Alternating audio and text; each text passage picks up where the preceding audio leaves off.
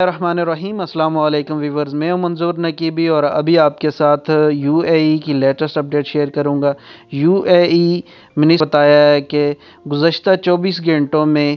200 سے زائد لوگ جو ہیں صحتیاب ہوئے ہیں۔ بہت بڑی تعداد جو ہے اب پہلی دفعہ صحتیاب ہوئی ہے۔ انہوں نے بتایا ہے کہ ان 24 گھنٹوں میں 203 لوگ جو ہیں وہ صحتیاب ہوئے ہیں اور اب تک 2966 لوگ جو ہیں وہ صحتیاب ہو چکے ہیں، اور یو اے ای میں کل کیسوں کی تعداد 14,000 سے زائدہ ہے۔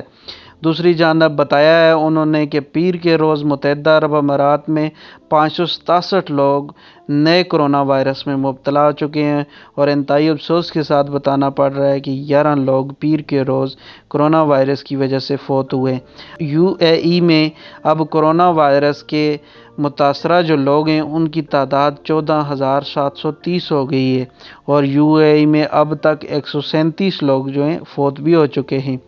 مجموعی طور پر یو اے ای میں 2,966 مریض صحتیاب ہوئے ہیں، اور اس کے علاوہ اب ان 2,966 اور 137 جو فوت ہو گئے ہیں ان کو نکال کر اب یو اے ای میں ایکٹیو جو کیسز کی تعداد ہے وہ ہے 11,627۔ دوسری جانب جو یو اے ای کے وزیر اعظم ہیں